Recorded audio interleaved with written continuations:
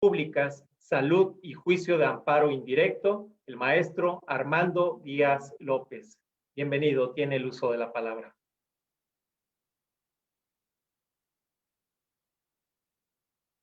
Deja aquí un micrófono. No sé si me están escuchando ahora sí. Buenos días Adelante. a todos. O buenas tardes ya, buenas tardes. ¿Sí? Adelante. Oye, no sé si puedo proyectar, la verdad es que es la primera ocasión que trabajo en Zoom y no sé si yo pueda proyectar algo en la pantalla. Sí, directamente lo Ya puedo tiene hacer habilitado el permiso. Perfecto, perfecto. Bueno, buenas tardes a todos. En principio, quisiera agradecer al comité organizador de este congreso, ¿sí? Al maestro Elliot, al doctor Elliot, al maestro Luis Ámano, y a todo el comité organizador por invitarme a compartir con ustedes algunas ideas sobre lo que es el juicio de amparo y las políticas públicas. Sobre todo, desde un punto de vista, digamos que se ha ido formando en la práctica diaria como operador del juicio de amparo indirecto. Digamos que... No vemos su imagen. ¿No la ven? No. No A vemos ver. su imagen, no vemos su presentación, maestro, nada más para que antes de que empiece podamos apreciarle correctamente. A ver, déjame ver cómo la puedo subir, permíteme.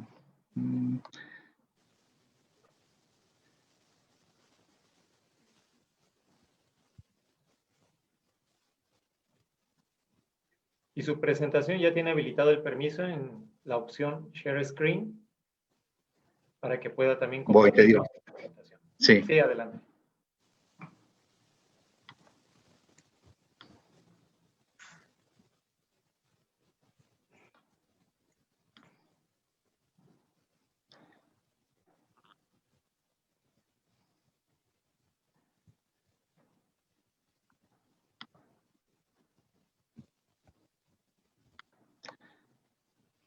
No sé si ya está compartido. Ahora sí se ve o no.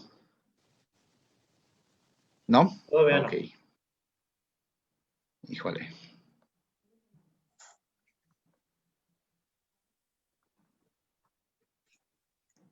Ahora sí, ¿no? Ahí sí, ya nada más si puede maximizar la presentación.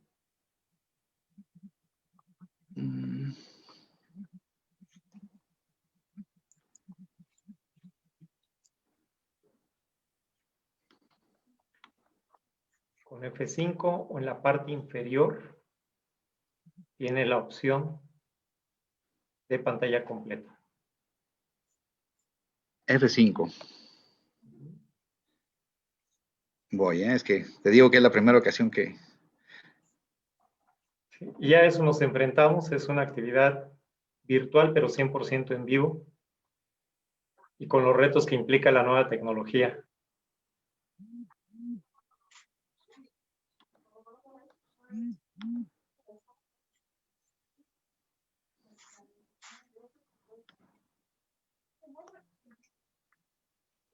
A ver, ahora sí, también ya se ve mi imagen, ¿no? También, pero Ya le aquí... vemos. Ok. Nada más, me falta el tema de... La presentación en la parte inferior derecha, cerca de... A Tiene la ver, ahí voy. opción.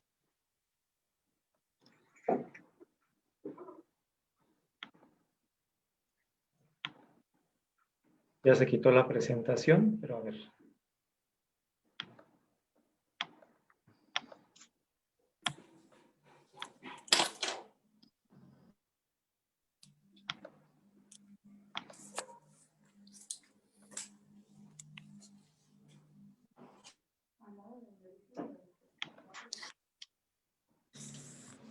Donde dice 74% a su lado izquierdo, en la parte inferior derecha.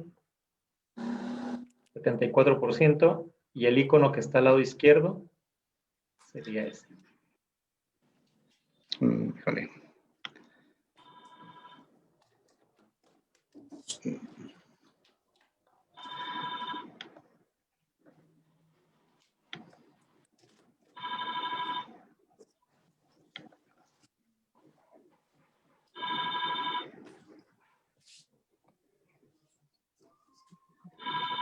deja consigo quien me auxilia así rápido, permítame tanto.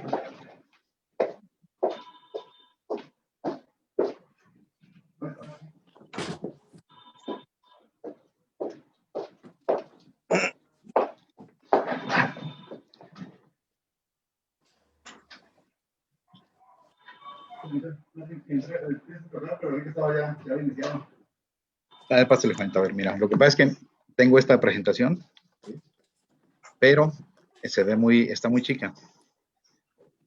Entonces, es esta, mira. En la parte inferior.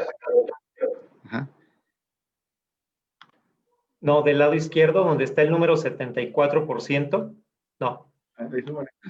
Está el icono de presentación, porque si no, no vamos a poder apreciarla. En la parte inferior derecha, ¿Sí? el siguiente icono, a la derecha. El siguiente. ¿Quieres aceptar? A ver, ahora. Listo. Ahora sí. Es suyo el micrófono. Perfecto. Lo que no sé, oye, por ejemplo, para bueno,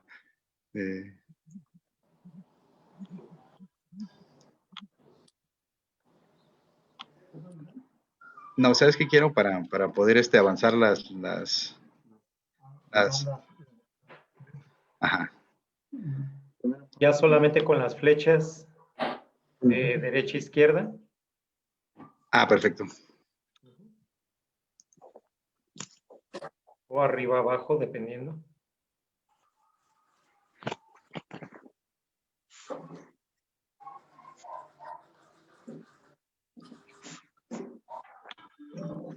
Se desconectó. Listo, vemos la presentación. Ya usted mismo con las flechas de su teclado hacia la derecha para avanzar a la siguiente, o hacia abajo, arriba, dependiendo. O con un clic. Voy, ya, prometo apurarme. No se apure.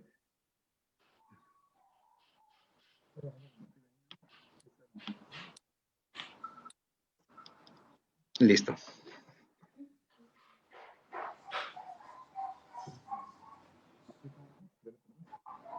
Pues 50. Ahí ya. Bueno, una disculpa por... Esta es la segunda vez que utilizo esta plataforma. El sábado pasado fue la primera y en esa ocasión tenía quien me ayudara. Pero bueno, les decía que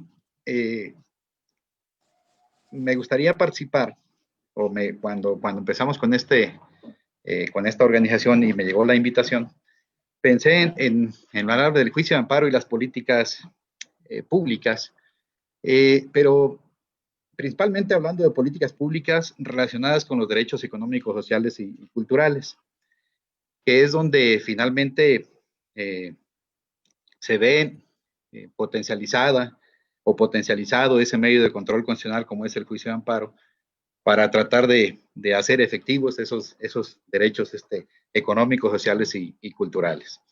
El punto es que estas opiniones, les insisto, pueden estar equivocadas o pueden ser certeras, dependiendo, porque mucho se está construyendo apenas.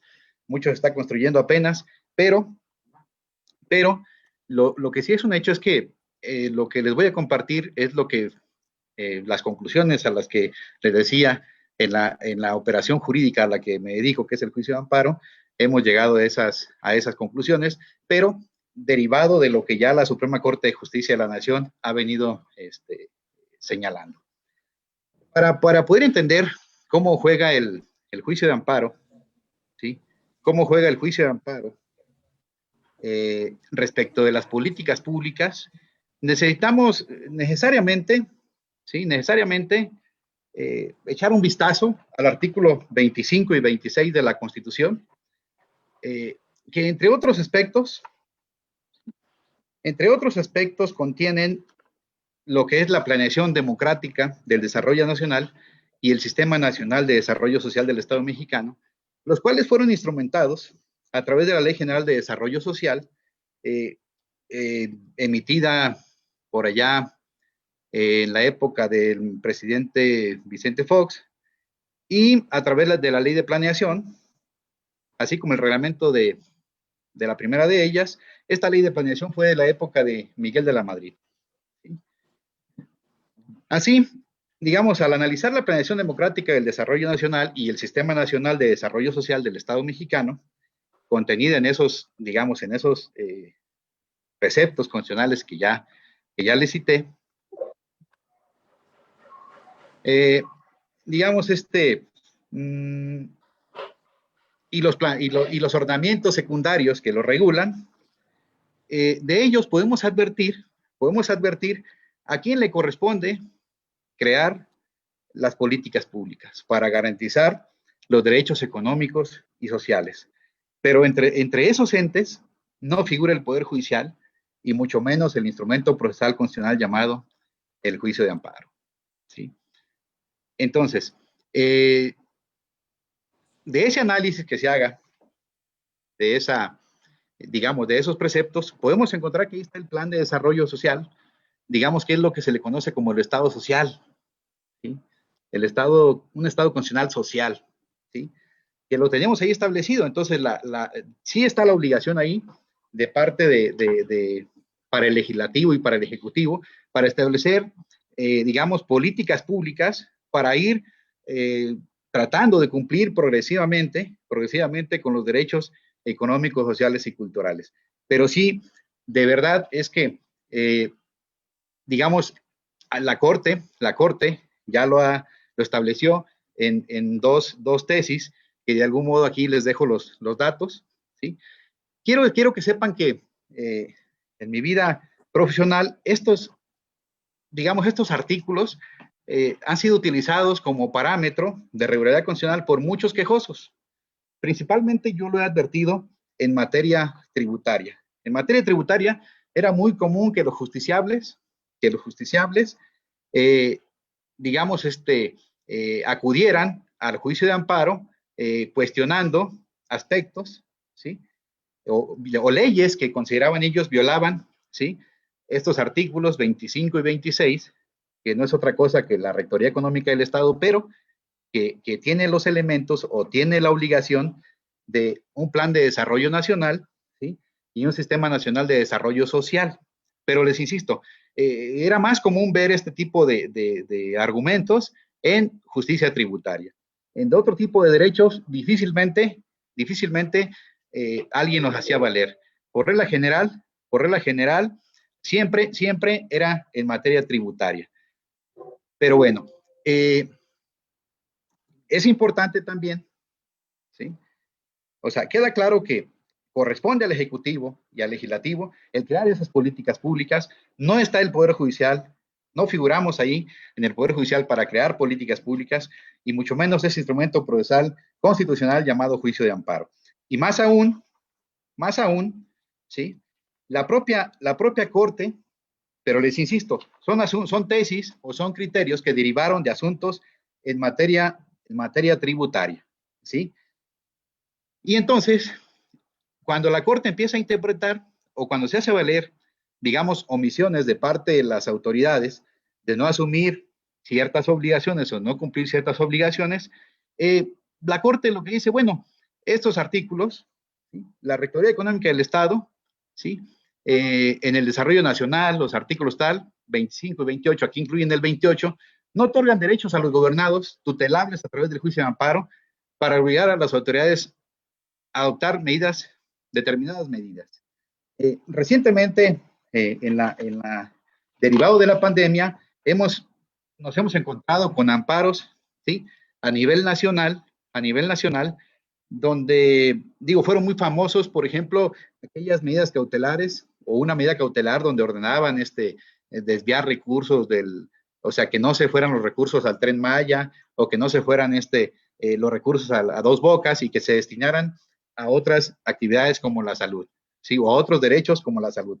Pero nos enfrentamos a esta interpretación que ya desde 2002 la Corte ya había dicho que, digamos, esos artículos donde se contiene ese plan de desarrollo social y ese esa rectoría económica de parte del Estado, ya la Corte ya nos había señalado que no se otorgaban derechos, ¿sí?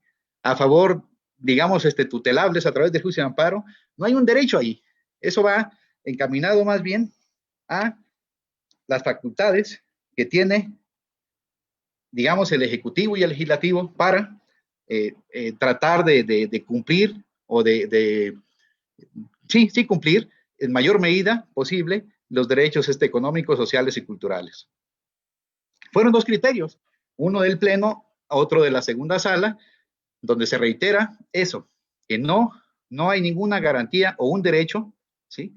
Se hablaba de garantías individuales por la época de la tesis, pero lo cierto es que sí, a eso se refería, donde no hay ningún derecho en favor de algún justiciable, ¿sí? Lo anterior, digamos, tiene su fundamento, ¿sí? Constitucional, en el principio de división de poderes previsto en el artículo 49 de la Constitución, donde precisamente la Corte en esta tesis de 2009 también este criterio, si bien ha señalado que la división, digamos, de funciones de los diversos poderes, ¿sí? no opera de manera rígida, sino flexible, ello no significa que un poder, en este caso, por ejemplo, el Poder Judicial, pueda, digamos, puede abrogarse facultades que no le corresponden, ¿sí? Entonces, de algún modo, esa institución jurídica mexicana, ¿sí? De la división de poderes, o al menos como funciona aquí en el Estado mexicano, es muy importante en el tema de la intervención del Poder Judicial en el tema de las políticas públicas, ¿sí? Más aún, ¿sí? Es más, fíjense que pareciera que el desarrollo social previsto precisamente en los artículos 25 y 26 de la Constitución parece tener su propio sistema de evaluación, ¿sí?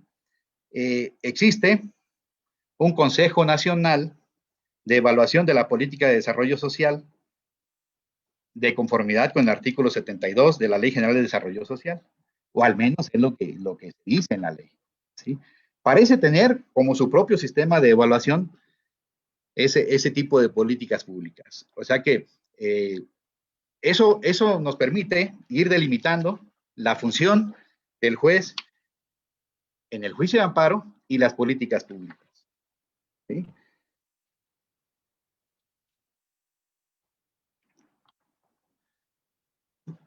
Recientemente, este criterio es como muy interesante, ¿sí? Es de septiembre de 2017. La primera sala es del ministro presidente Saldívar, es como secretario Arturo Bárcena Zubieta, ¿sí? Es una ejecutoria, ¿sí? O una resolución bastante amplia. Hay 5 o 6 criterios de esa resolución, pero a mí me interesó traerles a colación que señala que los derechos económicos, sociales y culturales deben de alcanzar su plena protección progresivamente, porque en esta tesis o en este criterio, lo que la Corte nos dice, ¿sí? Lo que la Corte nos dice es que tenemos que buscar proteger el núcleo esencial del derecho. Tenemos que buscar proteger el núcleo esencial del derecho. También la Corte señala la obligación del Ejecutivo y del Legislativo de diseñar una política pública mediante el cual se garantice ese derecho. Y entonces lo que dice la Corte también ahí, en esa ejecutoria, es que necesariamente es muy interesante porque establece dos cuestiones, que debe existir una política pública, ¿sí? Esto es para poder analizar en el juicio de amparo la omisión de garantizar cierto derecho, ¿sí? En teoría, perdón, no en teoría, sino la Corte lo que nos está diciendo es que debe existir una política pública, ¿sí? Y también se crea en este criterio un principio que se llama la deferencia del juez a las autoridades administrativas y, digamos, legislativas, porque dice la Corte que para garantizar un derecho de esa naturaleza está en mejores condiciones las autoridades que crearon la política pública de saber cómo garantizarlo a que el juez decida, porque esto obedece, pienso yo, a la crítica que se nos ha hecho a los jueces de que hay ciertas materias pues que nosotros no conocemos. O sea, la política pública pues definitivamente es un tema que siempre va a estar sujeto a presupuesto, es un tema que siempre va a estar sujeto a los, digamos, a los recursos que el Estado tenga, ¿sí? Para poderla cumplir. Entonces, la Corte lo que nos dice, que son, sí, o sea, en principio para que, digamos, en un amparo se puede analizar la omisión, por ejemplo, de cumplir, ¿sí? De cumplir con un derecho económico, un derecho social, un derecho cultural. En principio debe existir una política pública, ¿sí? Y luego, una vez que está esa política pública, entonces sí, el juez en amparo puede analizar esa política pública, ¿sí? Puede analizar esa política pública, pero también crea un principio que se llama la deferencia del juez al legislador y al ejecutivo, porque dice la Corte que en principio ellos están en mejor posición que el juez, ¿sí? De poder hacer cumplir y garantizar ese derecho, ¿sí? Bueno,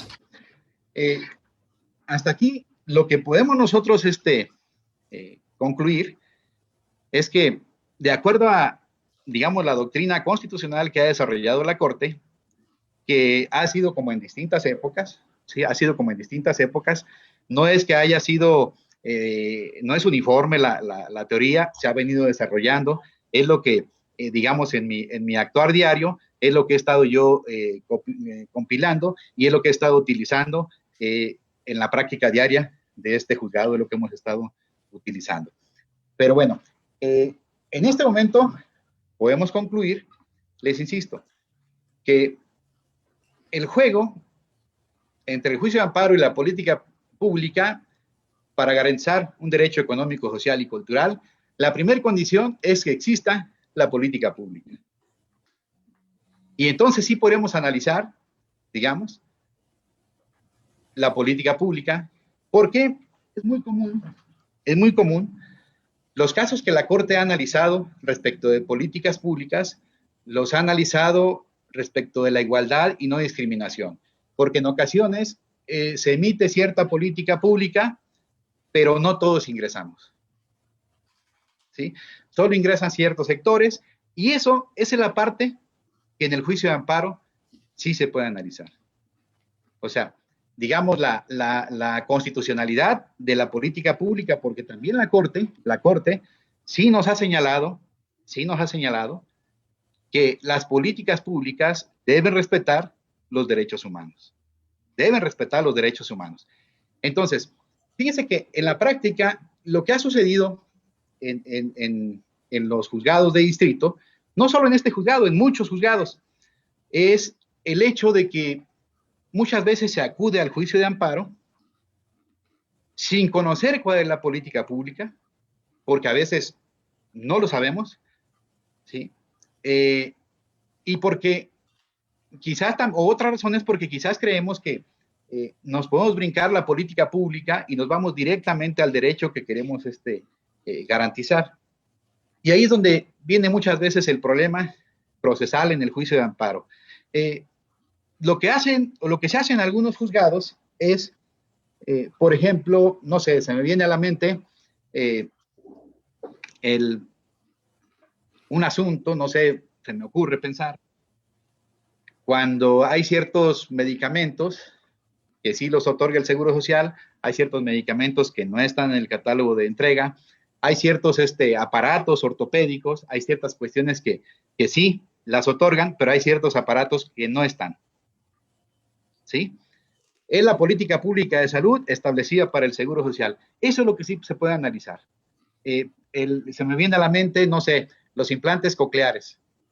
Hay ciertas personas, por la edad, hay personas que ya no tendrían derecho. Ese punto sí se puede analizar. Ese punto sí se puede analizar. Entonces, la Corte lo que ha establecido es, sí, las políticas públicas, o sea, pero lo más chistoso, déjenme les digo, lo más simpático de esto es que yo les estoy trasladando una tesis donde estableció esa condición de que existiera la política pública, de que le hiciéramos la deferencia a la autoridad administrativa y al legislativo, ¿sí? De cómo cumplir ese derecho, pero lo cierto es que antes de esta tesis, son tesis ya más viejitas, son criterios ya de la novena época, donde ya se viene analizando el tema de políticas públicas, pero el principal instrumento, ¿sí?, de combate o el principal parámetro regular constitucional al que se sometían era el tema de la igualdad y no discriminación, tratándose principalmente de políticas públicas, ¿no? Y les insisto, la materia tributaria, hay mucho en materia tributaria, pero de algún modo no es el tema que me interesa comentarles. Entonces, para ir redondeando, les insisto, el punto es que la Corte sí ha analizado políticas públicas, sí, desde antes que incluso se estableciera expresamente la obligación que tenía que existir la política pública, pero el principal parámetro al que se ha sometido es al de igualdad y no discriminación, ¿sí? Ahora, aquí valdría la pena formular una pregunta que quizás ya quedó contestada, pero solamente para ser como muy precisos. Ya quedó claro que tiene que existir una política pública. Ya quedó claro también que nos establecieron a nosotros los jueces el principio de la deferencia del juez al legislativo y al ejecutivo, ¿sí? Entonces, aquí en este momento vale la pena formularnos la siguiente pregunta. ¿Las políticas públicas deben ser compatibles con los derechos humanos? Sí. Sí. Pero muchas veces, les insisto, la problemática a la que nos hemos enfrentado en la práctica, muchos juzgados, incluso, les insisto, hay dos opciones.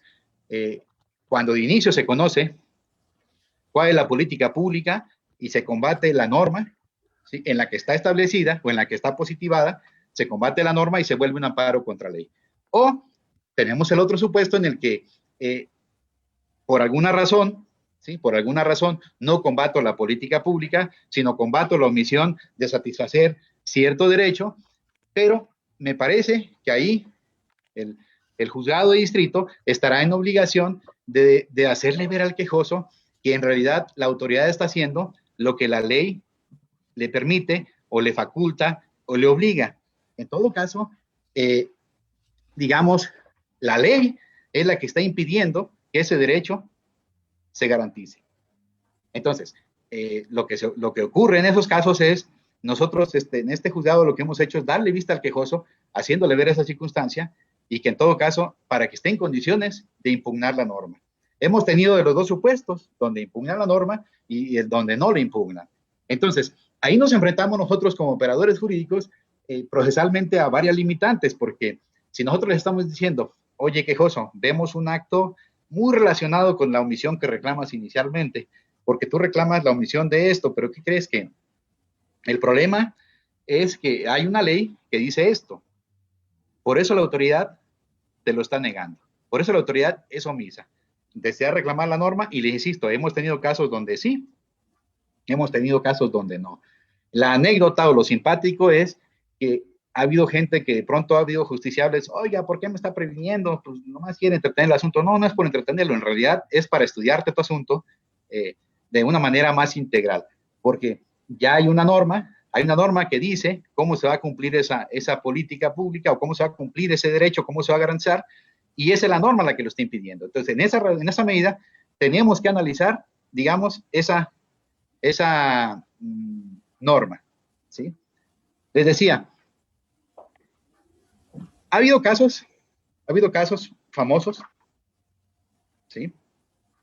Ha habido casos famosos, no en esta época, sino en épocas anteriores. Yo recuerdo, por ejemplo, el caso Mininuma, que es una sentencia, me parece, fue emitida en el estado de Guerrero, hace ya, no sé, 15 años, 12 años, no sé, 13 años, no recuerdo exactamente la fecha, pero es un juez de distrito que en un amparo indirecto ordenó que se construyera un hospital. La crítica que se le hizo a esa sentencia era eso precisamente, que el juez en realidad estaba haciendo política pública, que eso no era la función del juez.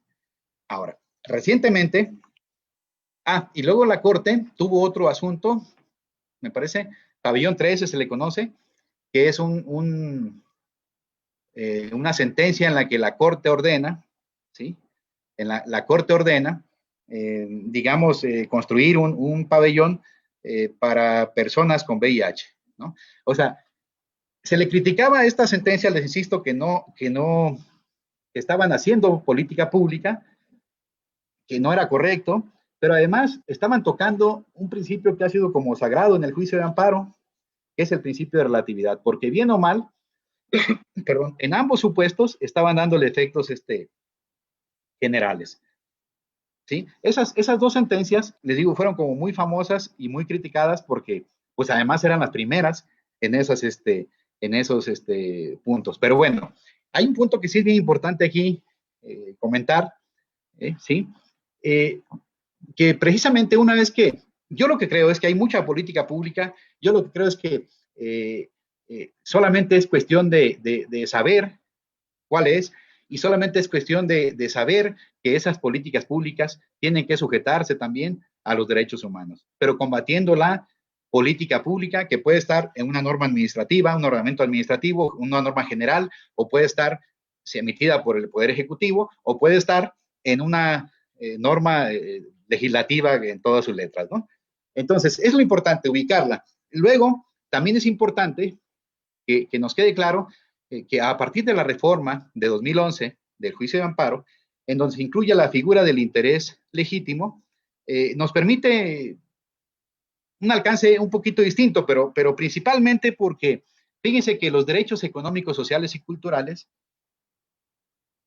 la Corte Interamericana, en una sentencia, digamos, la de los 5 pensionistas contra Perú, señaló que los derechos económicos, sociales y culturales, ¿sí?, tienen una dimensión individual, pero también tienen una dimensión colectiva, ¿sí? Y afortunadamente, a partir de esa reforma de 2011, y afortunadamente ya la Corte ya lo hizo, digamos, reinterpretó ese principio de relatividad, ¿sí?, a partir de ese 10 de junio de 2011, porque la Corte está reconociendo que precisamente hay derechos, ¿sí?, hay derechos que, les insisto, la Corte Interamericana ya dijo que todos los derechos económicos, sociales y culturales tienen dimensión individual y tienen dimensión pública. Entonces, la Corte mexicana se apura un poquito a tratar de armonizar lo que estaba pasando con esa dimensión pública de los derechos, porque la Corte aquí, por ejemplo, ya se pronunció en derecho a la salud, ya se pronunció, por ejemplo, en educación, ya se pronunció en medio ambiente, ya se pronunció en cultura, donde la Corte ya está reconociendo que esos derechos tienen una dimensión individual, una afectación individual, o tienen una dimensión, y también tienen una dimensión pública o colectiva. Entonces, necesariamente en estos tipos de asuntos, donde se esté cuestionando una política pública, y está en juego un derecho económico, social y cultural, ¿sí? Necesariamente el amparo puede tener impacto en muchas más personas, necesariamente. Lo que no ocurre con los derechos que solamente tienen dimensión individual.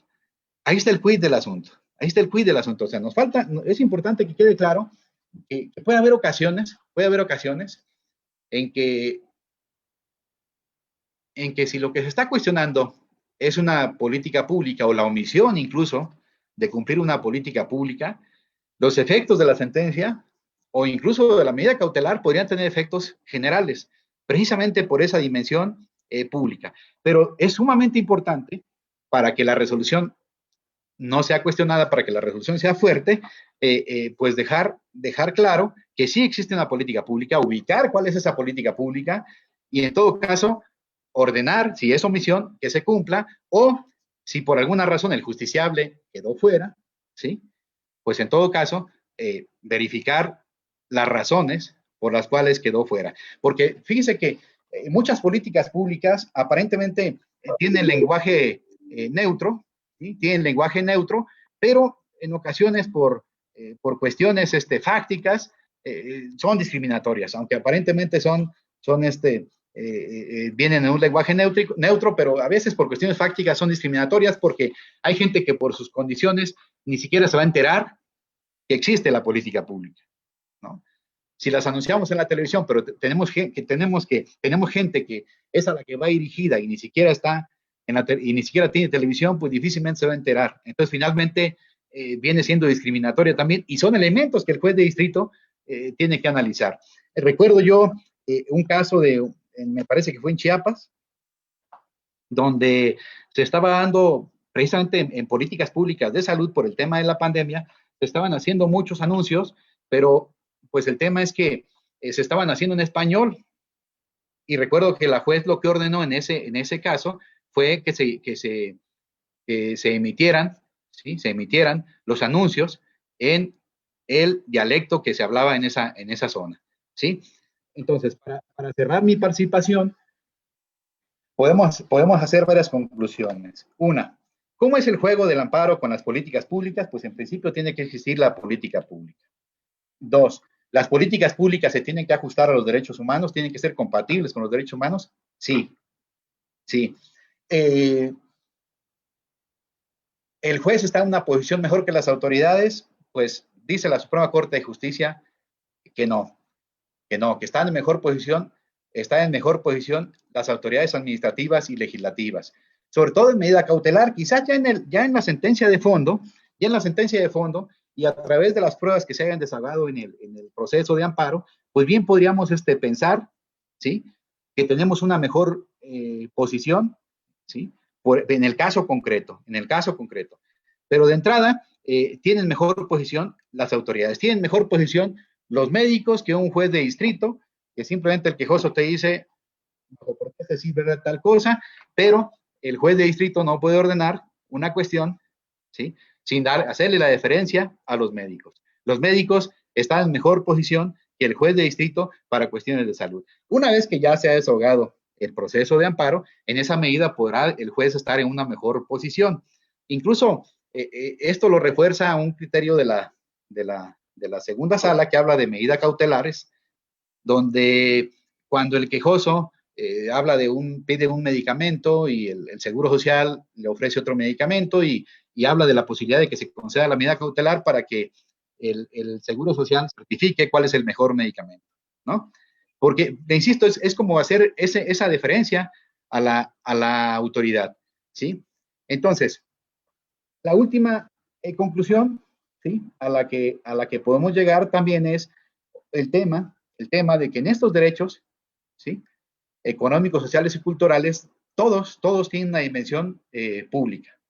Al tener una dimensión pública, pudiera ser que el amparo, si el quejoso no viene reclamando, si viene reclamando una afectación individual, por ejemplo, pero reclama una omisión, la omisión necesariamente va a impactar en muchos ciudadanos. Ahora, si es una omisión simplemente individual, puede ser que la sentencia nada más impacte en el quejoso porque viene reclamando nada más la dimensión individual, ¿sí? Con esto dejo ahí mi participación, quedo abierto para alguna pregunta.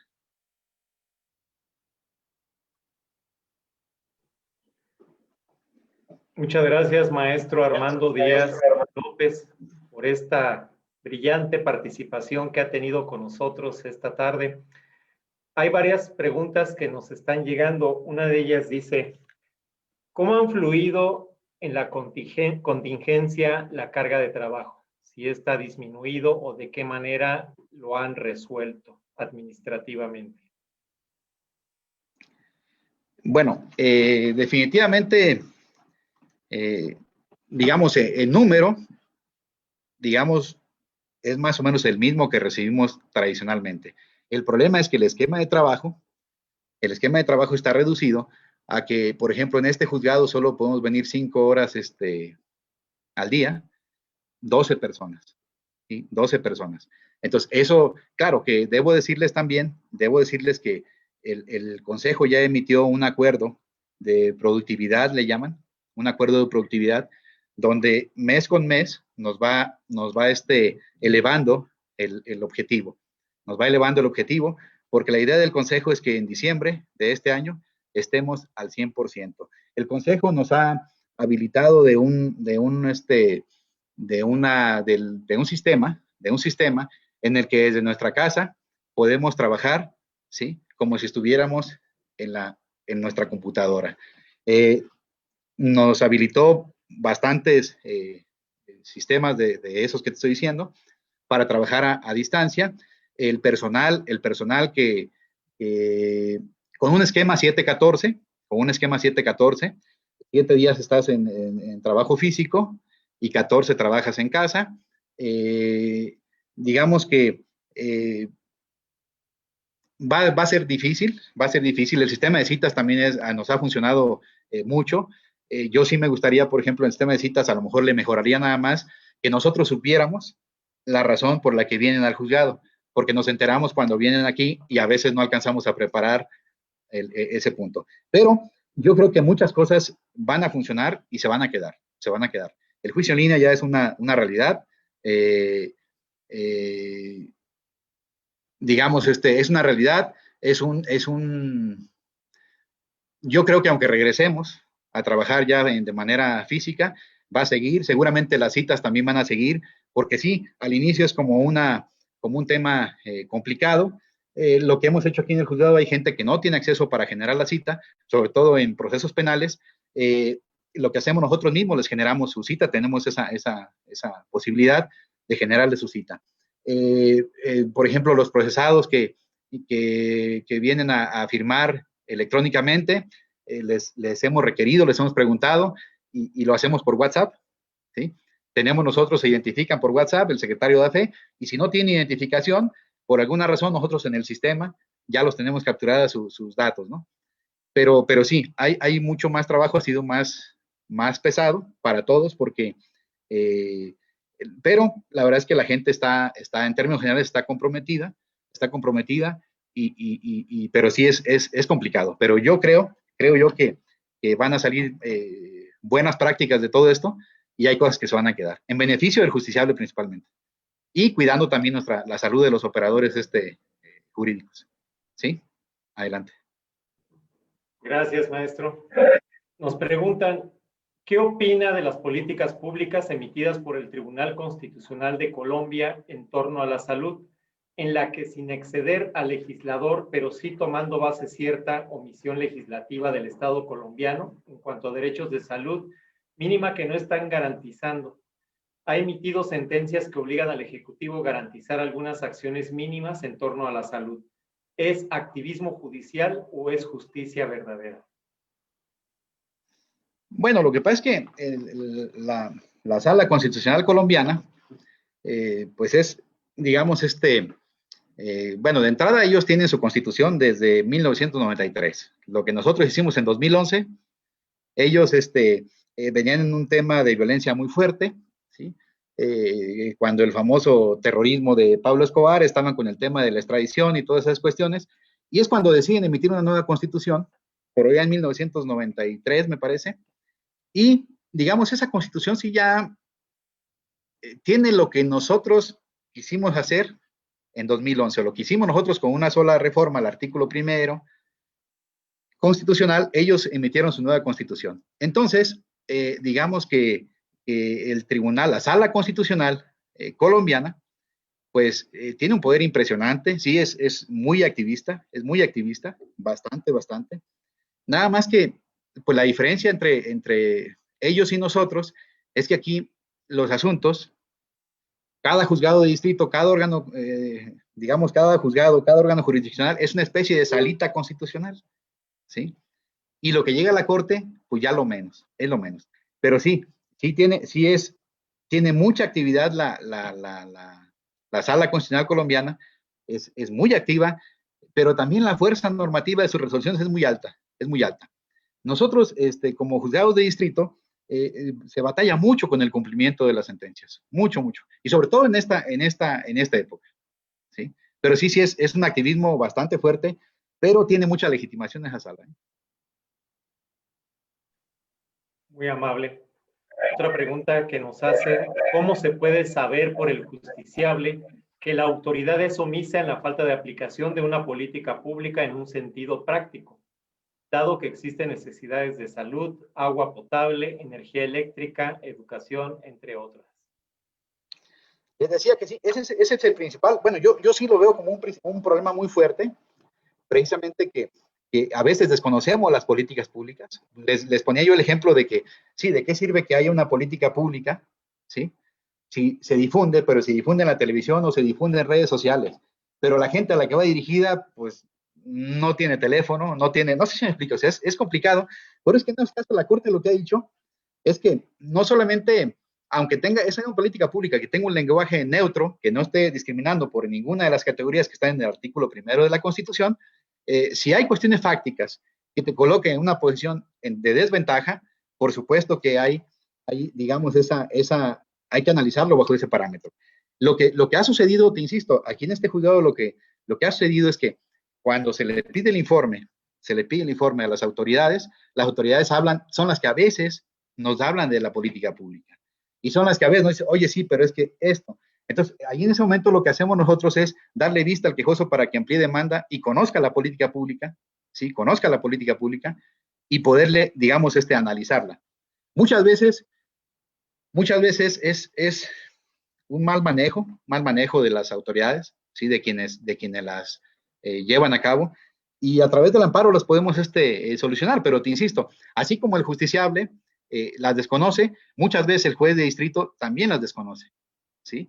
Por más que quizás el juez de distrito tenga más elementos de comunicación para acceder a ellas, luego a veces no se conocen, ¿sí? Algunas ya son muy famosas, ¿sí? Por esa razón, por ejemplo, el famoso 60 y más, ¿no? Todos lo conocemos. O, por ejemplo, en aquellos años, no sé qué tan jóvenes sean los que nos están escuchando, pero en aquellos años los famosos tortibonos, ¿no? Era una tarjetita en la que cierta, o sea, tú accedías a esa política pública y había un descuento de tortilla en los precios de la tortilla o no te las cobraban, o los famosos litros de leche que regalaba la Conasupo. Digo, les insisto, si son gente muy joven, a lo mejor no saben ni lo que es la Conasupo, ¿sí? Pero en aquellos años esas eran las políticas públicas y había que buscar la manera de acceder, pero sí, un tema, eso también es obligación del Estado, hacerle el conocimiento de las políticas públicas, porque si no, ¿cómo accedemos? ¿Cómo accede la gente a la que va dirigida si no las difundes? Y hay que difundirlas, buscar la manera de difundirlas. Esa sí es obligación del Estado. Si ya está la política pública, hay que difundirla para que la gente sepa, ¿sí? Muchas gracias, maestro Armando Díaz López. A través del chat usted podrá darse cuenta de todas las felicitaciones que el público le ha mandado y el agradecimiento por todo el conocimiento que ha compartido con nosotros esta tarde. Antes de concluir, quiero cederle el uso de la palabra al doctor Javier Eliod Olmedo, quien ha estado presente toda la mañana en estas conferencias y quiere externarle unas palabras. Adelante, doctor. Muchas gracias. Gracias, Amaury. Bueno, pues básicamente agradecer la participación al maestro y licenciado Armando Díaz López. Muchas gracias, estimado juez. Yo sé que su agenda está muy complicada por todos estos asuntos que se han retrasado en la impartición de justicia, que ya nos comentaba de las guardias y de los que tienen ustedes establecidos. Y me consta que la calidad de usted como persona y siempre estuvo dispuesto a apoyarnos, y en esta ocasión, en este segundo congreso, nuevamente le felicito en nombre de la Facultad de Derecho y el mío propio por este apoyo significativo y su participación en relación a las políticas públicas y al juicio de amparo indirecto. Creo que nos deja un gran sabor de boca su participación, sobre todo el aspecto que nos comenta sobre la doctrina constitucional que se está desarrollando por la Suprema Corte de Justicia y el accionar del juicio de amparo en relación a las políticas públicas para garantizar un derecho social. Muchas gracias, estimado juez, maestro, muy amable por su participación. Esperamos vernos próximamente. Ojalá esto termine y nos veamos en persona. Muchas gracias, Armando Díaz López. Sí. Muchas gracias. Muchas gracias a ustedes. Muchas gracias. Me despido de todos.